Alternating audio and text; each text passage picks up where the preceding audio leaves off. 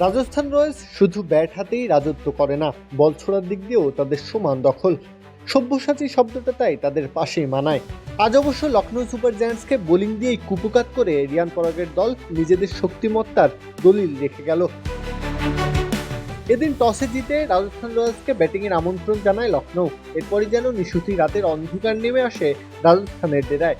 নতুন বলে মোহাম্মদ শামির ভেলকিতে পরপর হারাতে হয় যশস্বী জয়সওয়াল এবং ধ্রুব জুরেলকে। ভরসা হয়ে থাকা বৈভব সূর্যবংশীও ফিরে যান সতীর্থদের পথ ধরে। ৩২ রানে ৩, সেখান থেকে ৭৭-এ ৫ উইকেট হারানো রাজস্থান যেন প্রথম পার্টেই পরাজয়ের স্ক্রিপ্ট লিখে ফেলেছিল। শেষমেশ রবীন্দ্র জাদেজার ৪৩ রানে ভর করে কোনোমতে ১৬০ রানের সংগ্রহ পায় তারা।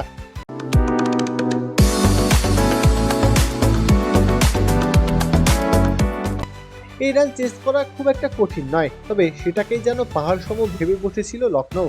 ১১ রান তুলতেই ৩ উইকেট হারিয়ে একেবারে কোণঠাসা হয়ে পড়ে ঋষভ পান্তের দল।